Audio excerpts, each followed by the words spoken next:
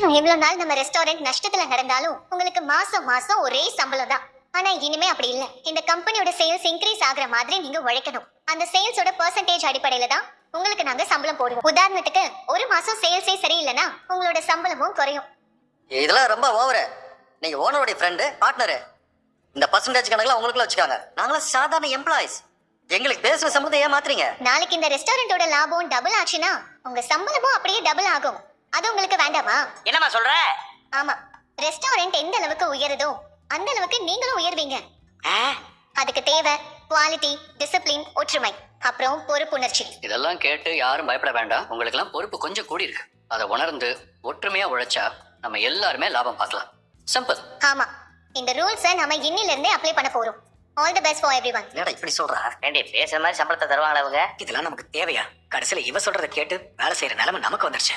அக்கா, இது கண்மணி வீடு தானக்கா? இல்லையேம்மா. இல்ல அவங்க இங்கதான் இருந்தாங்க. ஓ, காவேரி அம்மா சொல்றியாம்மா நீ? ஆமா. அவங்க இப்ப இங்க இல்லம்மா, வீட்டை காலி பண்ணிட்டு போயிட்டாங்க. இப்ப நாங்க தான் குடியிருக்கோம். நீ யாருமா? இல்ல, நான் அவங்க பொண்ணு கண்மணியோட ஃப்ரெண்டு. ரெண்டுங்கிற? அந்த பொண்ணு வீடு காலி பண்ண விஷயத்த உங்ககிட்ட சொல்லலையா? இல்ல, நான் அவ கூட கொஞ்ச நாளா காண்டாக்ட்ல இல்ல. என்ன இப்படி ஆயிடுச்சு? யார்கிட்ட போய் கேக்குறது? அக்கா, ஒரு நிமிஷம்க்கா. நீங்க இந்த ஏரியா தானா? அந்த வீட்ல இதுக்கு முன்னாடி காவேரி அம்மான்னு ஒருத்தங்க இருந்தாங்களே, அவங்க கூட உங்களுக்கு பழக்கமா? இடியாப்பா விக்கிற காவேரி அம்மா தானே?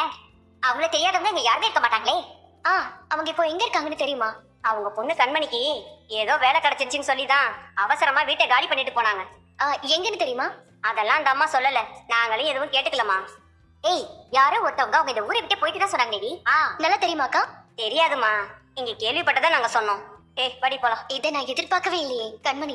தெரிஞ்சோ தெரியாமலும் வாழ்க்கையில முதல் முறையா நீ எனக்கு ஒரு பெரிய உதவி பண்ணிருக்க. என்னம்மா இன்னைக்கு வரமாட்டேன் லீவுன்னு சொன்ன, திடீர்னு வந்து நிக்கிற? சும்மா உங்க எல்லாருக்கும் ஒரு சர்ப்ரைஸ் தரலாம் தான் வந்தேன். என்ன திடீர்னு? சோஷியல் மீடியால 10 மில்லியன் சப்ஸ்கிரைபர்ஸ் தாண்டிட்டியா என்ன? டேய், நான் 5 லட்சமே தாண்டல.